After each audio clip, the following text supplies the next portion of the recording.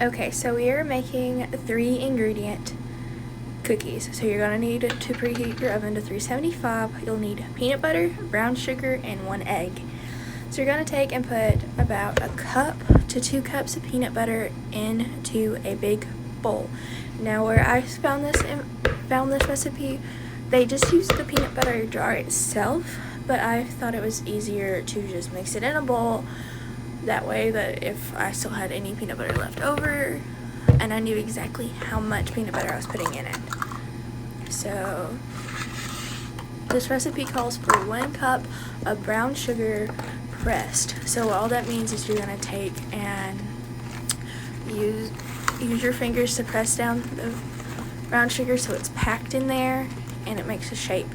Now if you wanted to, you can use crunchy peanut butter and kind of have peanuts in your cookies, but I didn't want to do that.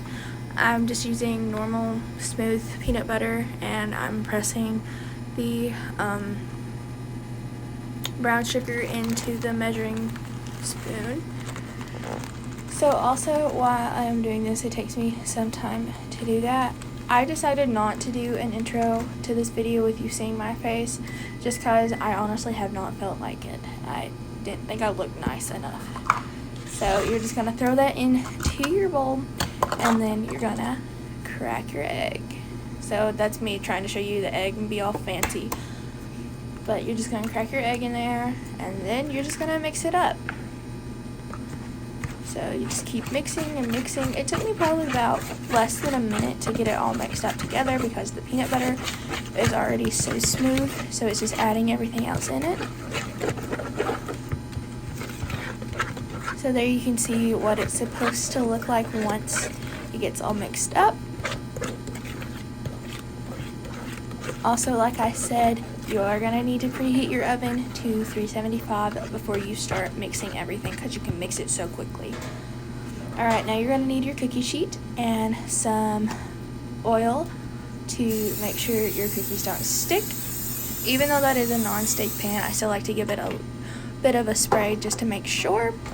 So I'm going to take and use a ice cream scoop to scoop out my cookies. Now you can use a spoon or whatever, but I like to use the ice cream scoop because it kind of makes them look really cool. Sometimes it works, sometimes it doesn't. You see both here as I'm trying to dig it out of that. See, it looks kind of like an ice cream scoop laying there. Whenever it cooks, it makes it look really cool. But the second or third one that I tried to do didn't look so good. Yeah, see, it just, that one actually didn't look pretty bad. I think it's that one that just kind of like mushed out and I had to fix. Yeah, see, so you can, the dough is still pliable enough to where you can kind of reform it if you need to. And so you just kind of scoop them all out on the tray and just, yeah. So this recipe, I believe, made 6, but you can always double it and get 12 or triple it and so on and so forth. Alright, so after I got all the cookies on, you just take your fork and you can make a design in it, or you can skip this step. It's all up to you. So like I mentioned earlier, your oven should be ready to go at 375, and once you get all the designs on your cookies that you want, you're just going to take them and pop them in there.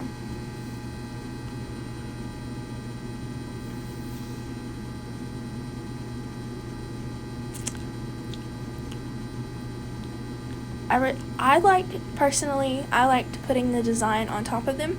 It just gives them a little bit more of pizzazz, but you don't have to. Also, I would like to mention that all of these cookies are safe for your doggos to eat. So if you have a dog and they like to share, or you just need a treat for them, you can share this treat with them. So you're probably wondering, how long are you supposed to cook these? And that answer is 10 minutes.